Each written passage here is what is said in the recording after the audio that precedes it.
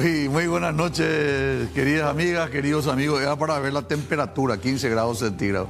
Mucha gente me dice que el programa es grabado, en vivo, en directo, entonces para poder demostrar son 21 horas puntualmente y tenemos 15 grados centígrados de temperatura. Lunes 28 de julio del 2025, cumpleaños de mi hijo Iván Franco, pero no el jugador de Libertad, es el rista fanático, así que para Iván, muchas felicidades, te quiero mucho, mi hijo querido. Hoy tenemos un temón, vamos a hablar de historia, está con nosotros el doctor César Cristaldo y vamos a hablar, por supuesto, del Mariscal López. Acabamos de celebrar un aniversario más de su nacimiento. Y en segundo término vamos a hablar con el doctor Amílcar Troche. Nos va a explicar qué está ocurriendo con el conflicto entre Estados Unidos y Brasil y cómo puede afectar al Paraguay, cómo debemos prepararnos los paraguayos para evitar cualquier situación. Arrancamos con el Mariscal López. ¿Qué tal, doctor? ¿Cómo está? Buenas noches. Muy bien, mi querido. Doctor, siempre un tema urticante el tema del Mariscal López, conflictivo desde su nacimiento. Pero siempre también es bueno una persona como vos, doctor en historia, desapasionado, hacer un análisis lo más objetivo posible. Me gustaría en estos minutos de un diálogo franco que nos cuente algunos aspectos de la vida familiar de Francisco Solano López Carrillo.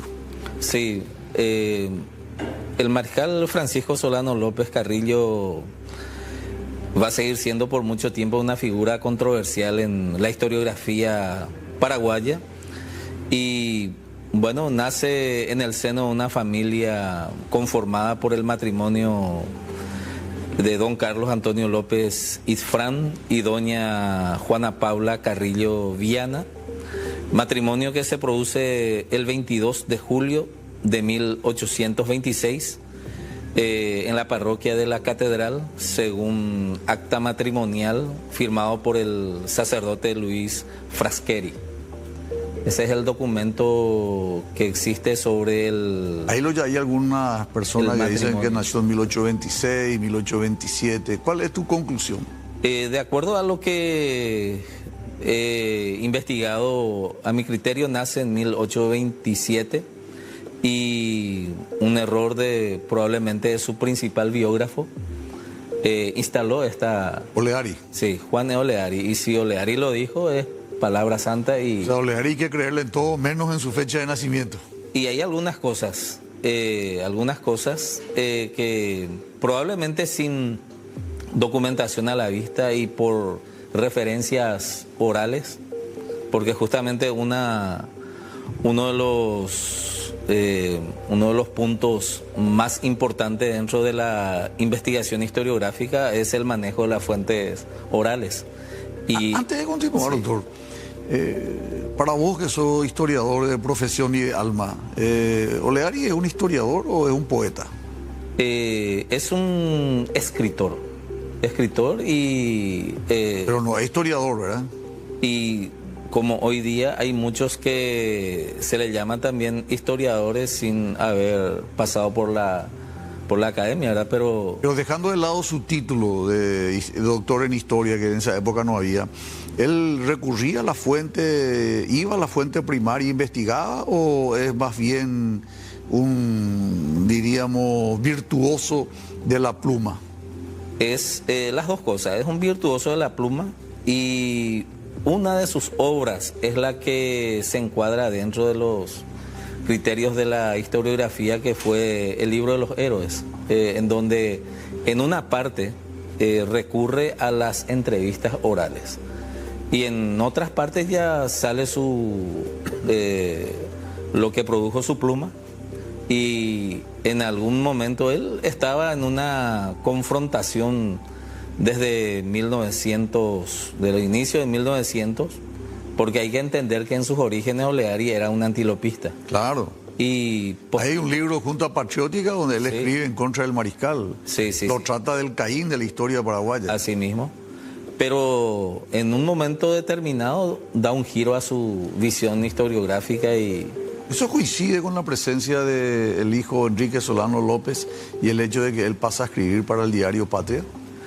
Puede ser, porque don Enrique Solano López Lynch vuelve al Paraguay, volvió en varias ocasiones hasta que después se asentó finalmente en Paraguay. Porque en 1875 vuelve con su madre, siendo muy niño todavía, vuelve a Inglaterra, se casa con Mawat Lloyd. Es de ese matrimonio no prosperó la vida matrimonial con esa señorita inglesa, y después de su separación vuelve al Paraguay y se casa con Adelina Carrillo, hija de Jesús María Carrillo. Pero ambos, medio su prima segunda o prima primera entonces.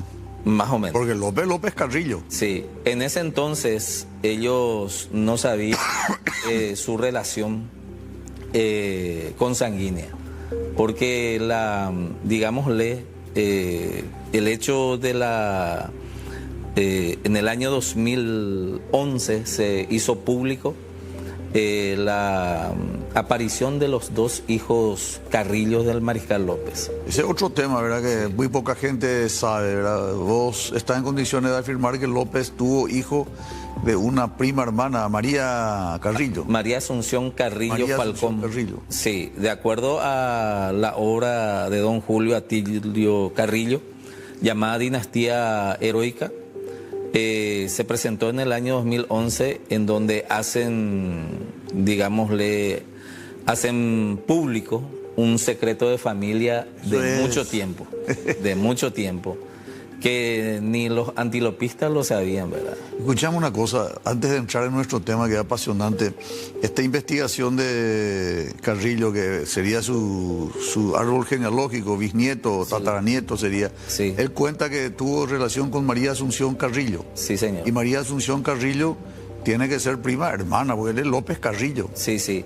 Ella era María Asunción Carrillo Falcón, de uno de los Carrillos de Villa del Rosario.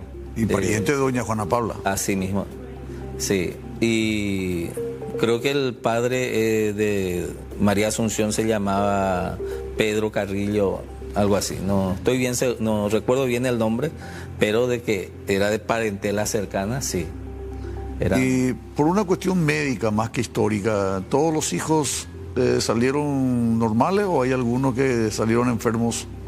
De los Carrillos, no hay ninguna, de acuerdo a las fotografías que ya son de inicio del siglo XX, reflejan normalidad. Okay. Los dos Carrillos. Porque cuando se produce un cruce así familiar, cromosomáticamente hablando, suele haber algún tipo de trastorno, entonces no hubo nada de eso. No, que yo sepa nada, porque están los descendientes, y por lo menos en las fotografías que están al público no se ¿Cómo observa. Transcurre la vida familiar de Francisco Solano López? Bueno, él crece en la casa en el bar, lo que hoy sería Manora, porque ahí estaba la casa matrimonial de don Carlos. A la altura de España, más o menos, España. Por ahí. Sacramento, esa zona. Sí, por ahí. Y después tenían su quinta, lo que hoy día sería el jardín botánico, sí. Juana Paula es de Rosario. Sí. Pero llegó a vivir en Lambaré, ¿ya? No, que yo sepa, ella es, Juana Paula Carrillo, dice el acta de matrimonio, que es de la parroquia de la Catedral, y sí con propiedades de la familia en Villa del Rosario. Ellos descienden de un... Ella no escribía ni firmaba porque se le hacía el cuajú. Hay documentos donde están las huellas dactilares de ella. Probablemente no. Así también como... Pero la mujer de esa época no tenía nomás luego una educación formal como la que se tiene ahora. Así mismo es. La educación femenina es muy tardía en el Paraguay.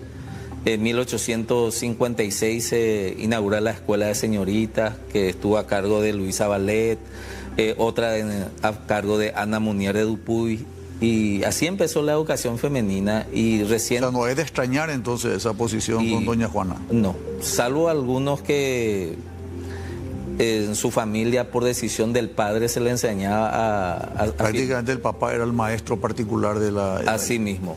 ¿Y cuántos hijos tuvo el matrimonio de Juana Paula y Carlos Antonio?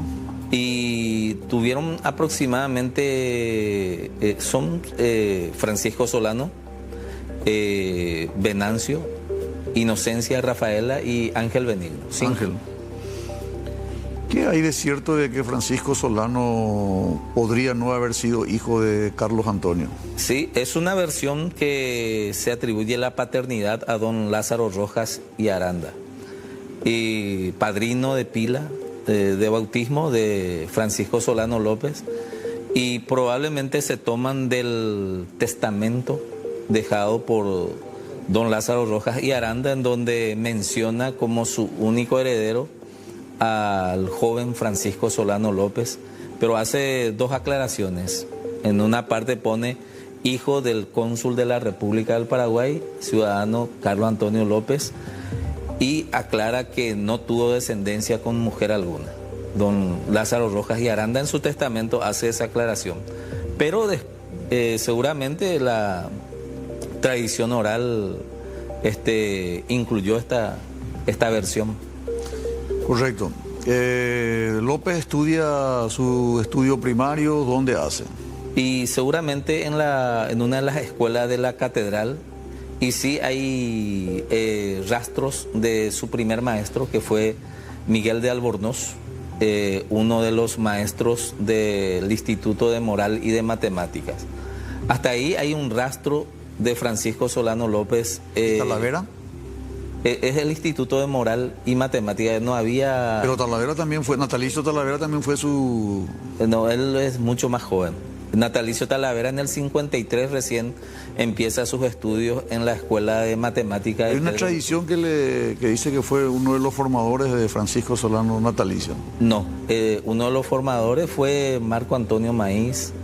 ¿Qué relación tiene con Fidel? El tío. El tío. Sí. Entonces... el Marco Antonio Maíz era el rector de la Academia Literaria que se creó en 1841. ¿Y él llegó a ir al Colegio San Carlos o no? No, ya no. Porque el Colegio San Carlos se clausura en el año 1823-24 durante la dictadura del doctor de Francia. Francia, y se reabre recién ¿Con el papá? En 1859. Ah, ya muy tarde. Y es nombrado el rector el padre Fidel Maíz. Por eso a veces se confunden. El rector de la Academia Literaria fue Marco Antonio Maíz y el rector del nuevo seminario conciliar fue Fidel Maíz.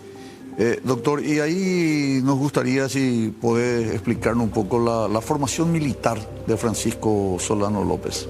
En la formación militar... Él fue brigadier a los 19 años. Sí, por una... Decisión familiar.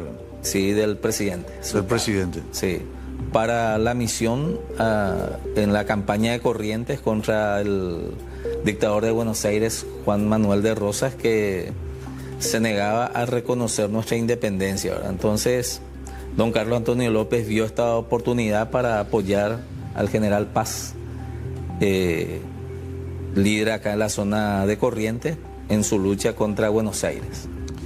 Pero él no fue a ningún instituto militar, ¿eh? No. Ni acá ni en Francia.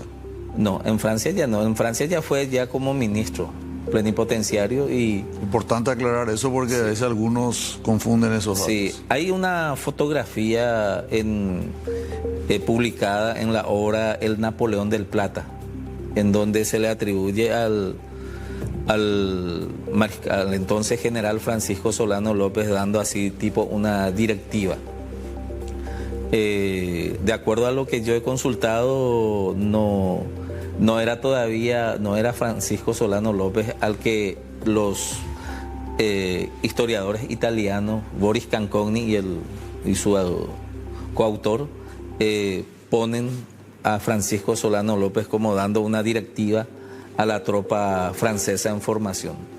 Es porque tenía una barba profusa ese general, y sin embargo la foto del mariscal López en París tenía todavía la barba rebajada. Entonces hay dos fotografías que uno puede poner... O sea, vos no acreditas que esa fotografía corresponda a Francisco Solano. Particularmente creo que no. Entre paréntesis, las únicas fotografías que tenemos, las que estamos viendo ahora, son las que se tomó él en París. Sí. Porque acá en Paraguay no teníamos en esa época. Sí, ya después creo que le saca Parodi, Domenico Parodi, y hay una fotografía con Panchito. Una foto, la única foto probablemente del que sería el coronel Juan Francisco López Lynch. También cromosomáticamente ascendido a coronel. Tenía 11 años y ya era coronel ya. Sí, antes. Él entra, se incorpora, digámosle, desde el momento en que el mariscal va a Paso Pucú. Porque Panchito, si mal no recuerdo, nace cuando viene la Lisa Lynch, o sea, en el 55 más o menos. ¿No? Sí, nace aproximadamente en el mes de diciembre del 55. Y en el 65 tenía 10, menos entonces, 11, 12 años. Sí, pero él aparece así con rango, su primera aparición, así que donde él es mencionado es en la entrevista que tuvo el coronel Silvestre Aveiro con los oficiales aliados en el 24 de diciembre de 1868 en una pausa durante la batalla de los 7 días de Itaguaté o de Lomas Valentinas. 1868. 1868. Ahí aparece él acompañando a Silvestre Aveiro. El coronel Aveiro lleva un grupo... Tenía 13 años entonces. Sí, llevando la respuesta del mariscal López al duque de Castilla, que le había propuesto una rendición, ¿verdad? ¿Y él participó ahí? Él acompañó a Aveiro, pero según Silvestre Aveiro, él lo único que se limitó a entregar la correspondencia del mariscal López y retornar a las líneas paraguayas. Bueno, ¿hay algo más que quieras comentar así con respecto a esta primera parte, doctor? Hay una parte poco tocada de Mariscal I. Mariscal I. Sí, Juan León Benítez. Nacido aproximadamente 24 de junio de 1842 y que se le hizo una entrevista en el año 1943 a la edad de 101 años. Y le hizo la entrevista la entonces directora de la Escuela de República Oriental del Uruguay en un... Barrio Trinidad. Sí, en una fiesta que iban a tener unos festejos, y ahí él cuenta de que es el hijo no reconocido de Francisco Solano López. ¿Cómo se llama Benítez? Juan León Benítez. Juan León Benítez. Sí.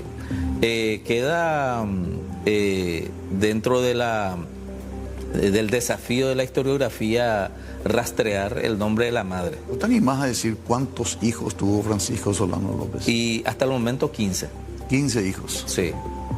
De su matrimonio de su unión con Alicia Elisa. 7.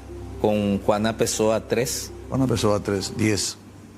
2 con María Asunción Carrillo. María Asunción, 12.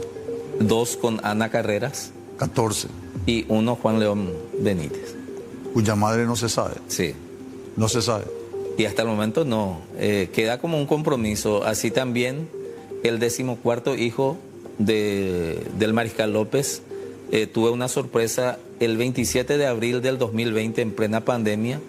Recibo un correo de un señor llamado Juan Carreras, residente en Barcelona, España. Me dijo que leyó mi libro y ahí yo puse que no estaba determinado el nombre del 14º hijo del mariscal López.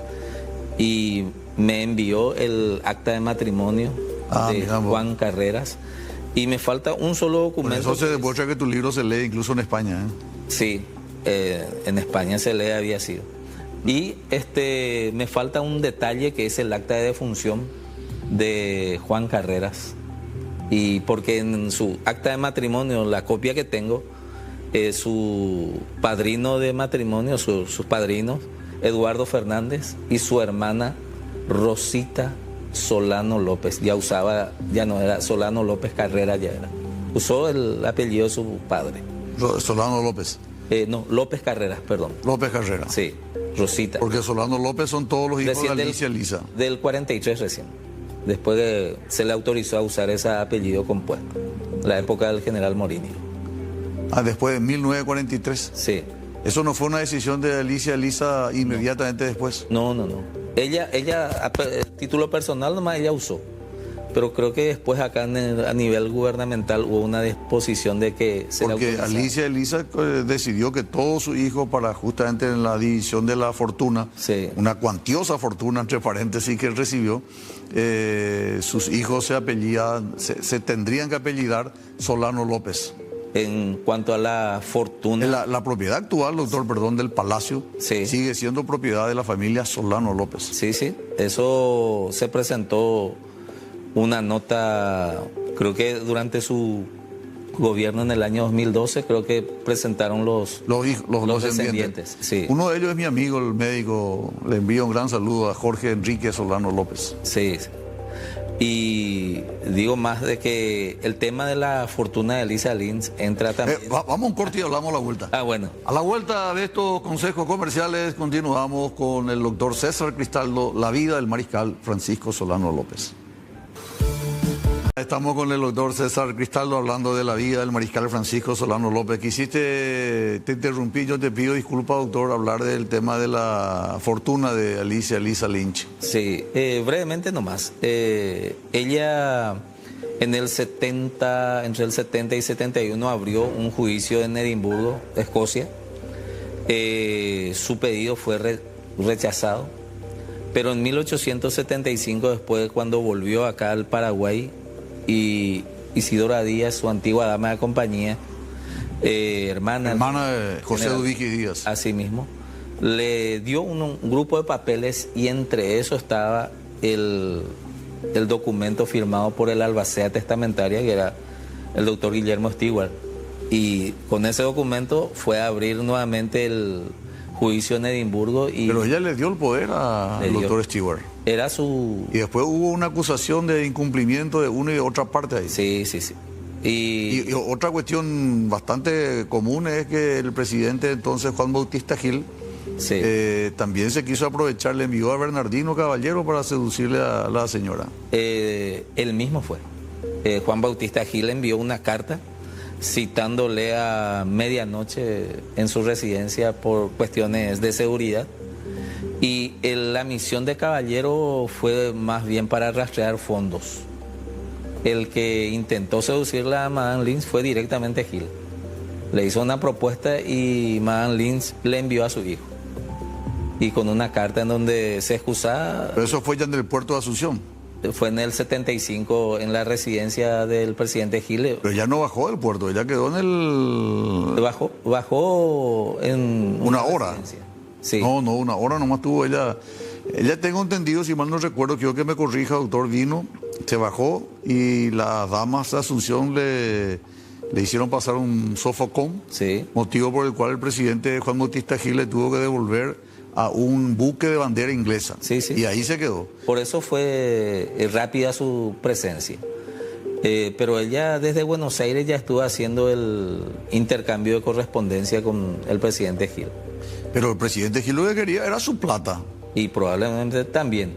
O sea, vos me decís, le quería a ella como mujer y también su plata. Probablemente la Esa carta... parte no conocía. La carta, eso está en la obra Calumnia. Ah, calumnia. Sí, ahí está la propuesta. Y Madame le envía a su hijo Enrique para que hable con el presidente Gil.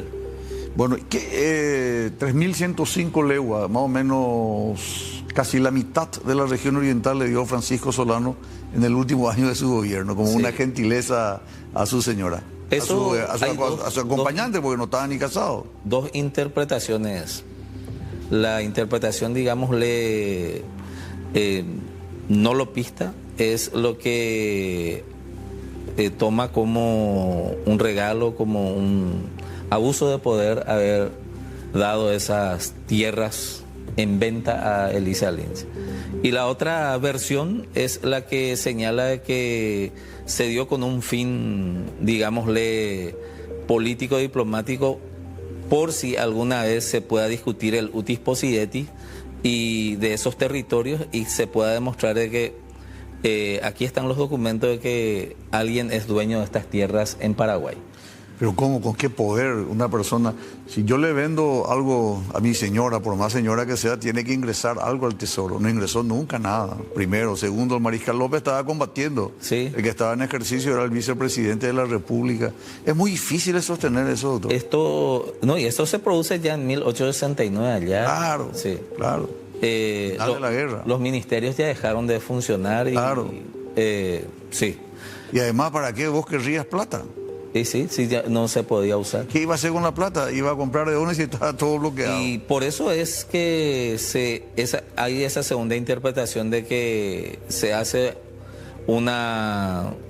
aparecer un monto que probablemente así no habrá ingresado para un futuro, para una futura negociación, por si él quedaba vivo y estaba en condiciones de negociar. Él, de acuerdo a lo que yo entiendo, una aproximación a su pensamiento, esperaba la intervención americana-francesa.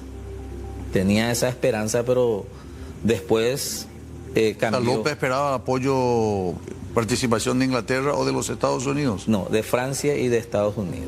De Francia y de Estados Unidos. De Napoleón III. Pero cambiaron las cosas.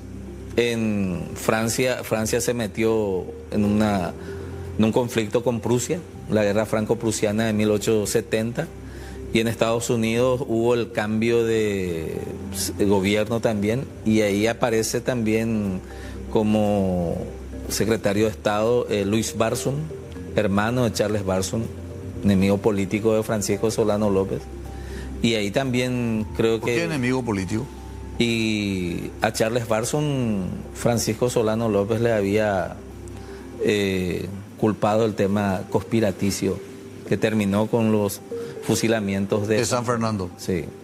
Entonces, este se llevó el peor de los conceptos de él y le habrá transmitido al hermano. Y prueba de eso... el hermano. El hermano de Luis ahora sí, ahora sí. Y prueba de eso es la publicación de 1871, los dos tomos. Me gustaría en esta parte final que vamos a comenzar ahora, podemos tocar lo de San Fernando, ¿qué pasó ahí? Y San Fernando... Pero a la vuelta. Sí, señor. Vamos a estos consejos comerciales y regresamos luego ya en la parte final de este primer bloque con el doctor César Cristaldo. ¿Qué ocurrió en San Fernando?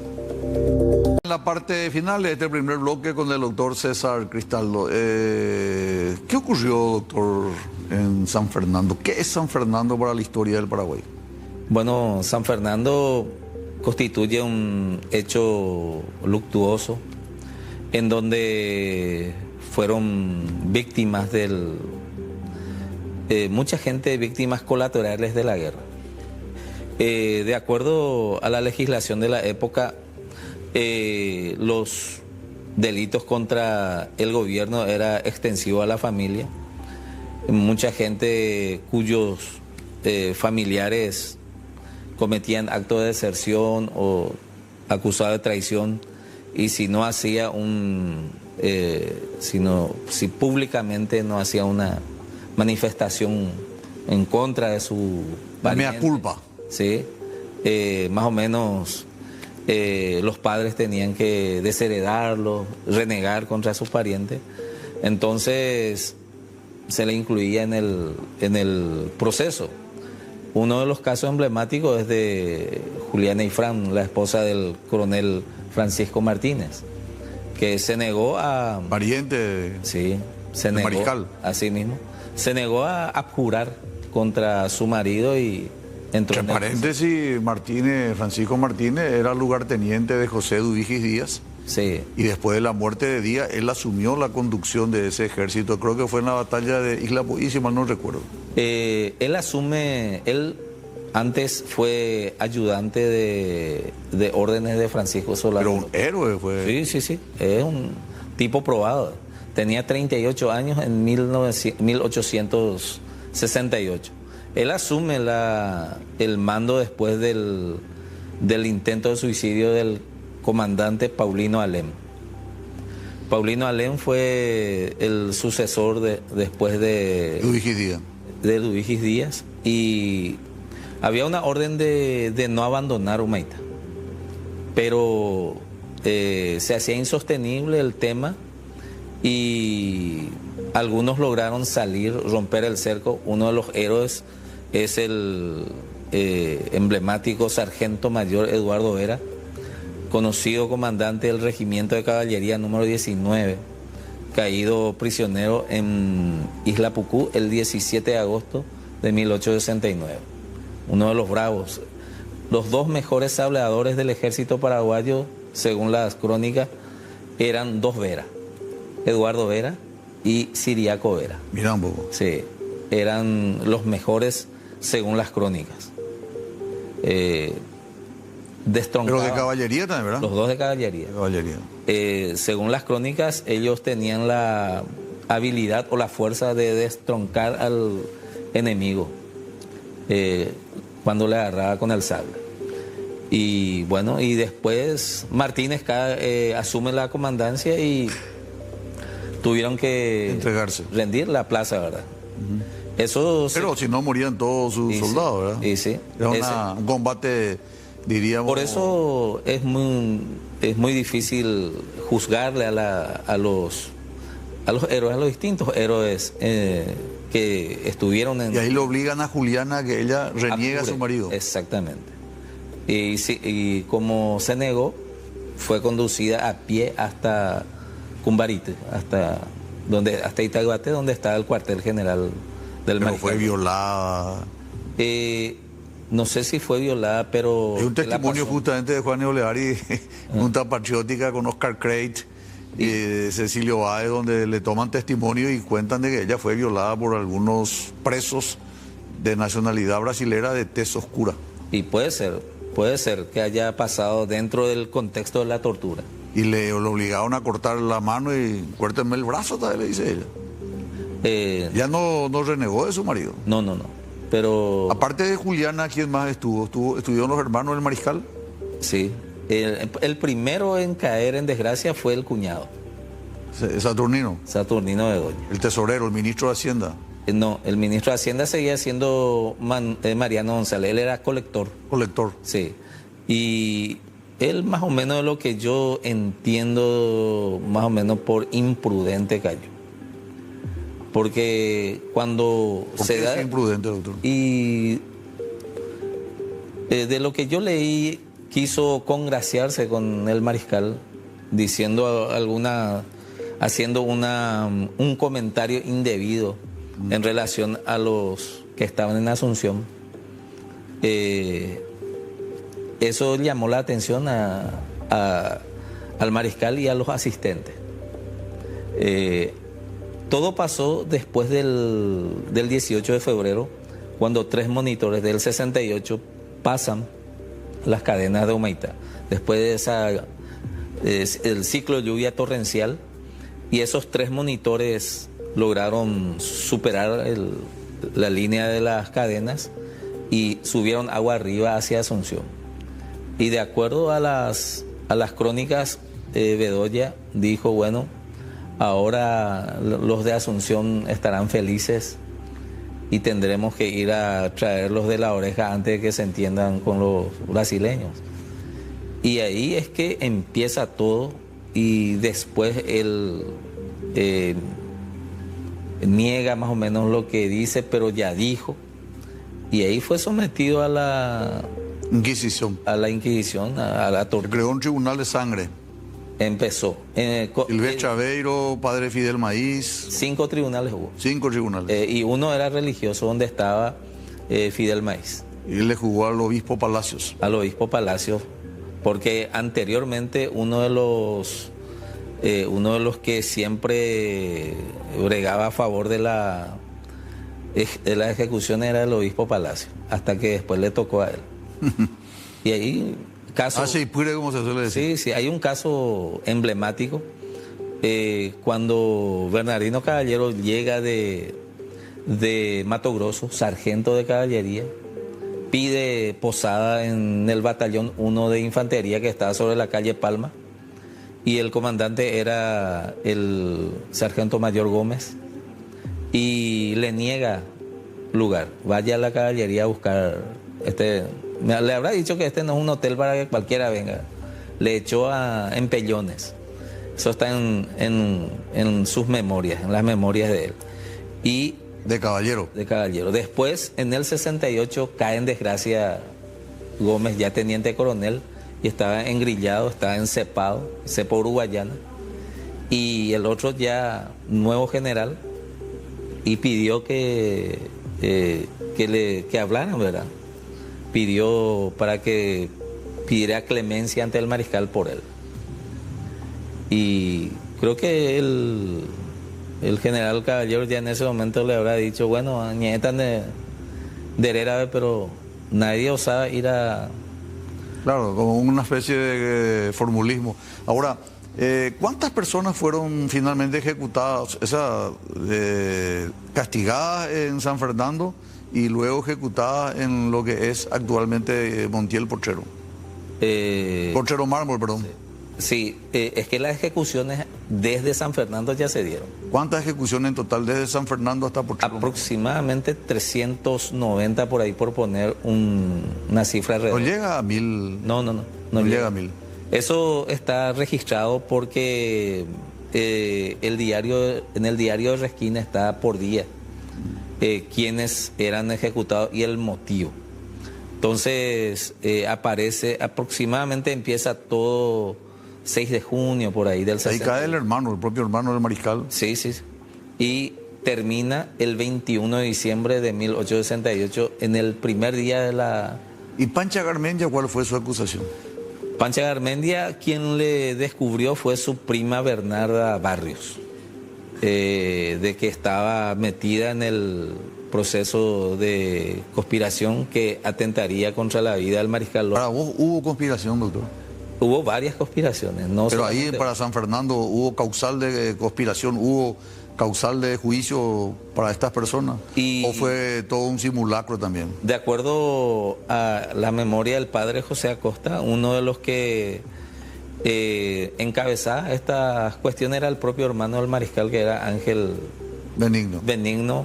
Y la reunión en la estación de ferrocarril en Paraguarí fue una de las detonantes para que en masa los diferentes referentes de los pueblos que hoy día integran el 9º departamento sean convocados a San Fernando. Pero ahí se le involucraron, a embajadores de otros países y no pudieron probar nunca en Salinares, la famosa reunión. Sí, el acta de Salinares. Ahora, siendo objetivo, porque tenemos que cerrar el programa, nos queda un minuto, ¿era objetivo el mariscal Francisco Solano López todavía actuaba razonablemente o era una actitud más hormonal? Porque a la propia mamá, las hermanas le tenía flagelando. Eso ya fue después del 69, ya entra la mamá en el problema. Bueno, pero esto es diciembre del 68, doctor, y ya es 69, ya es ahí nomás ya. No, junio del 68 empieza. Va el proceso y la primera discrepancia que tuvieron ellos es que la madre pidió por sus hijos, a Francisco Solano, por Benigno, ¿verdad? Y entonces le dijo, la ley se tiene que cumplir sea quien sea.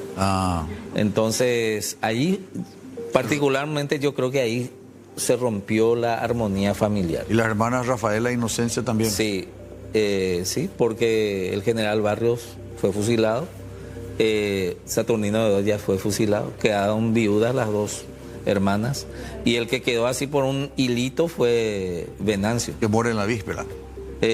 Ya hacia 1870, pero estaba con Guardia la Vista. Antes de Cerro Corano. Sí, Guardia la Vista está... Y en Panadero creo que murió. Por ahí, sí.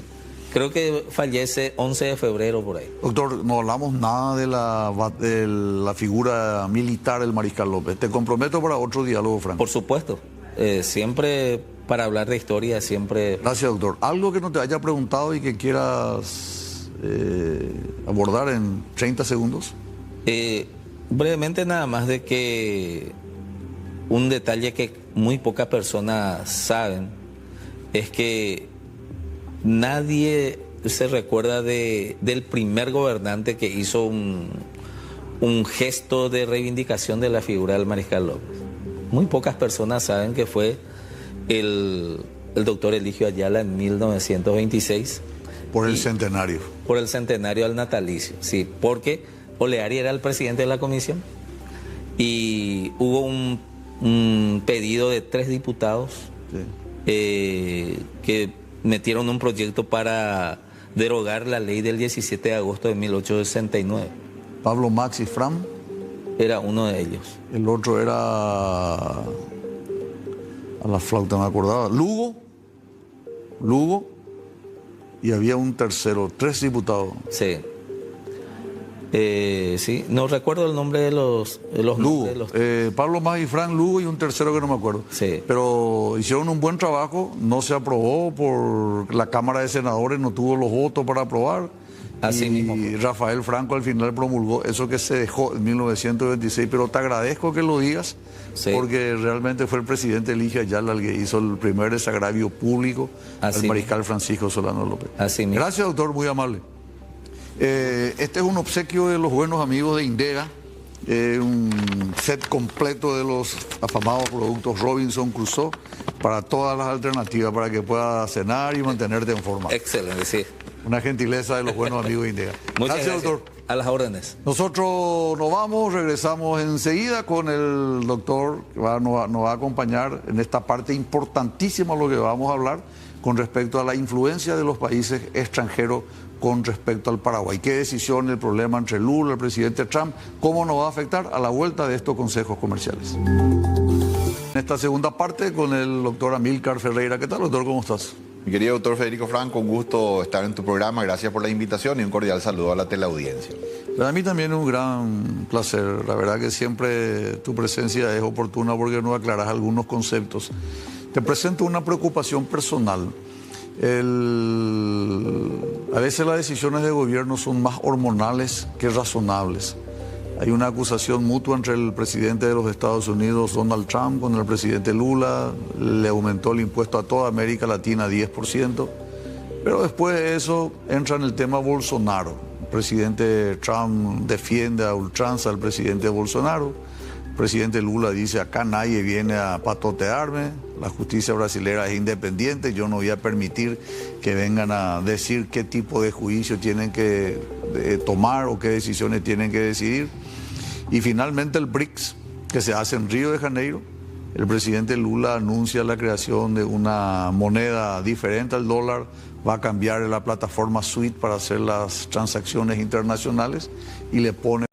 Bueno, parte final de este bloque, hoy con el doctor Amílcar Ferreira, estamos haciendo un análisis de lo que está ocurriendo en el Concierto de las Naciones, cómo nos afecta, y ahora lógicamente no podríamos dejar de hablar de dos insumos muy importantes, doctor, el dólar y el petróleo. Sí. ¿Cómo nos afecta? El dólar está bajando sostenidamente, ¿qué implica eso? Sí, el dólar ha bajado en todo el mundo, ¿verdad? Este no es un fenómeno que se da solo en Paraguay. Local. A nivel global, el dólar se ha devaluado un 10% con respecto a las principales monedas del mundo. Esto se debe... Hay una frase que a mí muy correcta, creo que se usa en los mercados, que dice que los mercados siempre descuentan todo, que cada activo, la moneda también lo es un activo, siempre está al valor correcto, porque los mercados descuentan todos los eventos que están. Entonces, cuando Trump intensifica su guerra comercial, se genera, digamos, una desconfianza alrededor de la solvencia de Estados Unidos a mediano plazo. El evento que provocó esta caída fue la aprobación de esta ley que te dije de presupuesto, que eleva el gasto público y reduce los impuestos. Entonces, dado que Estados Unidos tiene una situación fiscal delicada, un déficit fiscal del 7%, una relación deuda-PIB superior al 100%, la aprobación de esta ley generó dudas sobre la sostenibilidad a mediano y largo plazo, la sostenibilidad fiscal de Estados Unidos. Entonces ahí se produce esta devaluación, la pérdida de valor del dólar. Es un dato menor eso. Claro, la pérdida de valor del dólar. ¿Por qué se produce? Porque ocurre que el 60% de la reserva monetaria de todos los bancos centrales en el mundo, más o menos un promedio del 60%, está en instrumentos emitidos por Estados Unidos, ya sea dólares o ya sea bonos del Tesoro americano. Entonces, a partir de que bueno, esto voy un paso atrás, en el entendido que la solvencia, ¿no?, de Estados Unidos, su seguridad jurídica, etcétera. Pero a partir de esta actitud errática de Trump con su guerra comercial y la aprobación de esta ley, que más que resolver el problema fiscal de Estados Unidos lo agrava, se generan dudas, ¿verdad?, entre los inversores y también entre los países afectados por la guerra comercial. Por ejemplo, Japón es uno de los principales tenedores de bonos del Tesoro americano. Entonces, todos estos países afectados, Brasil, China inclusive, empiezan, digamos, a vender, a desprenderse, a generar menos demanda, tanto por dólares como por bonos. Y esa menor demanda, esa desconfianza sobre la economía norteamericana es la que produce ese ajuste de 10%, ¿no? Que Paraguay, al ser una pequeña parte, digamos, de la economía internacional, tampoco escapa, ¿no?, a esa tendencia del dólar, y entonces también vemos una caída del tipo de cambio acá. Cierro con esto. No es que el guaraní se apreció, el guaraní se mantuvo constante, el dólar se desplomó en el mundo. Dicho esto, yo veo dos escenarios de aquí a fin de año, porque las negociaciones comerciales de Trump en el marco de su guerra comercial están en pleno desarrollo. Y eso tendría que estar concluida, esas negociaciones de aquí a fin de año. Como máximo eso tendría que estar concluido. Entonces yo veo dos escenarios. Uno en el cual no se arriban a acuerdos, donde la mayoría de los países simplemente no llegan a acuerdos. Y eso haría que, bueno, el dólar siga débil, más o menos los niveles actuales, porque se produjo ese ajuste del 10% y ya, en cierta manera, ese ya es el efecto. Entonces ya está en ese nivel. Yo creería que un escenario es eso, que se mantenga. Pero el escenario más probable que yo veo es que sí se arriben a acuerdos. Yo lo veo a Trump como un perro que ladra pero que finalmente no muerde, ¿verdad? Golpea fuerte de entrada, pero con la idea de sentarse a negociar y finalmente llega a acuerdos. Entonces yo quiero creer, ¿verdad?, es el escenario más probable que veo, que sí se van a llegar a acuerdos en los próximos meses y que el dólar va a ir retornando paulatinamente para fin de año. Para fin de año, exactamente. Volviendo a los valores cercanos a los que teníamos antes de esta devaluación. O sea, la mayoría de los comerciantes, yo sé que vos sos asesores de varios de ellos, ya están haciendo su compra de fin de año ahora. Ellos van a comprar todavía con un dólar relativamente bajo, menos 100 puntos más o menos. Este es un buen momento para comprar dólares. Es un buen momento para comprar. Para lo que va a ser fin de año. Un anticipo de esto que te digo de que el dólar se va a recuperar es lo que está pasando en la bolsa de valores de Estados Unidos. Si lees los titulares, el día de hoy, la bolsa de valores llegó a un nuevo récord histórico. O sea, está en niveles muy altos. Después caídas que había tenido se recuperó. Está en niveles muy altos. La lectura que están teniendo los inversores es que la economía norteamericana, que Trump va a llegar a acuerdos, que la economía norteamericana va a ir para arriba y eso es lo que genera ese precio récord, ¿no? Para cerrar este capítulo, entonces, el motivo de la baja en la cotización del dólar se debe a una política mundial, global por decirlo, y no se debe en nada que ha ingresado muchos dólares como consecuencia de la venta de los commodities paraguayos. No tiene nada que ver. Esto se debe exclusivamente a lo que ocurre a nivel mundial, a nivel macro. Así es, un ajuste global donde muchos actores importantes que tenían sus tenencias, sus activos en activos norteamerinos, o sea, bonos del Tesoro de dólares, decidieron, digamos, migrar a otros instrumentos como el oro, que están en niveles récord ahora, como criptomonedas, como otras monedas como el franco suizo, etcétera, salirse de bonos del Tesoro y dólares e ir a otros instrumentos. Entonces ese cambio de los portafolios genera... Con la comunidad, si fuese uno solo su adversario, si fuese solo Lula, yo te diría, bueno, va a aguantar. Pero es China, es Brasil, es Europa, con todo el mundo, con México. Sí. ¿Y el petróleo, doctor? Bueno, el petróleo es un insumo, ¿verdad?, que es muy afectado por los eventos, principalmente los eventos bélicos, ¿no? Tenemos últimamente un precio medio más o menos de 65, 70 dólares el barril, y cada vez que se produce algún nuevo acontecimiento bélico se dispara hasta que se disipe más o menos y después otra vez vuelve.